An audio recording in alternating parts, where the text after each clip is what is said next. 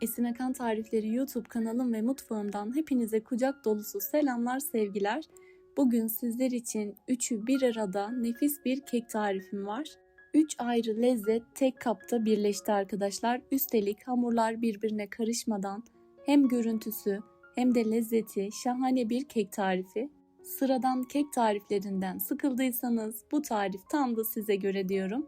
Buyurun hiç vakit kaybetmeden hemen tarif detaylarına geçiyorum. Derince bir çırpma kabının içerisine 5 adet yumurta ve 1 büyük su bardağı toz şekeri alıyorum. Bu arada kullanmış olduğum su bardağı ölçüsü 300 mililitrelik bir bardak arkadaşlar. Tarifte siz de evdeki büyük bardaklarınızdan kullanabilirsiniz. Yumurtalar ve toz şekeri 3-4 dakika boyunca güzelce köpürüp rengi beyazlaşana kadar mikserle çırpalım. Bu kek tarifini görenler hayran kalacak, tadına, lezzetine, pamuk gibi dokusuna gerçekten bayılacaksınız. Yumurtalar ve şekeri güzelce çırptıktan sonra karışımın üzerine 1 büyük su bardağı sütü ilave ettim.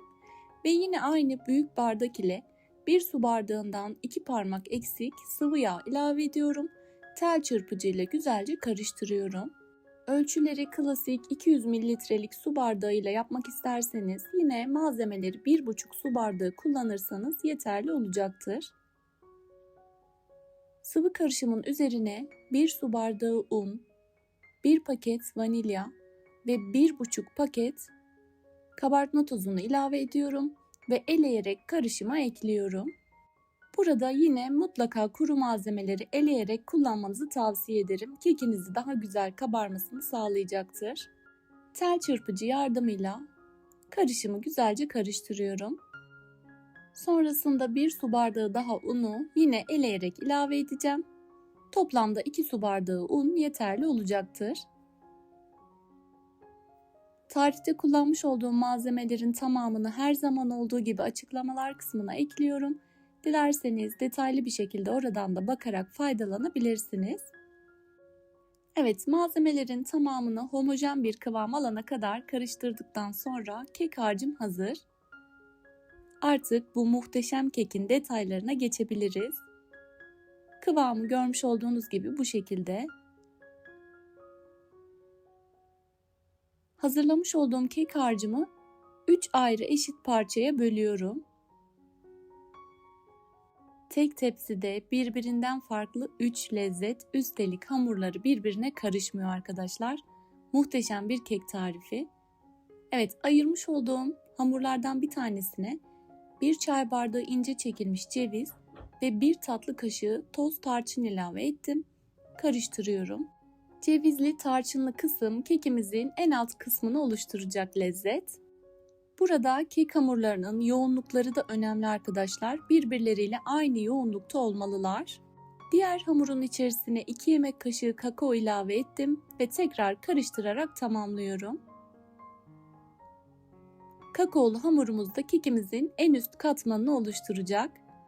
Evet, büyük boy kare borcamın tabanını sıvı yağ ile güzelce yağladıktan sonra hazırlamış olduğum cevizli tarçınlı karışımı kabıma boşaltıyorum. Ve her yerine eşit miktarda gelecek şekilde yayıyorum. Bu arada beni hangi şehirden ya da ülkeden izliyorsanız yorumlar kısmına yazarsanız okumaktan mutluluk duyacağım.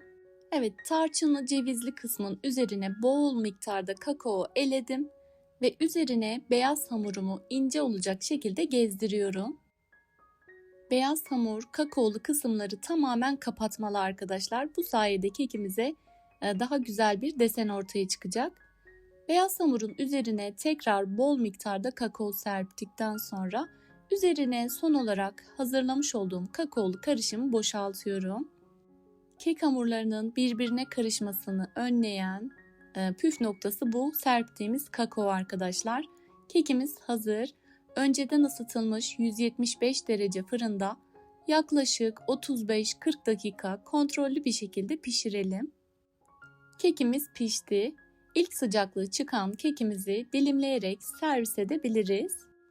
Sizler de sıradan kek tariflerinden sıkılıp farklı bir kek tarifi arayanlardansanız bu tarif tam da size göre.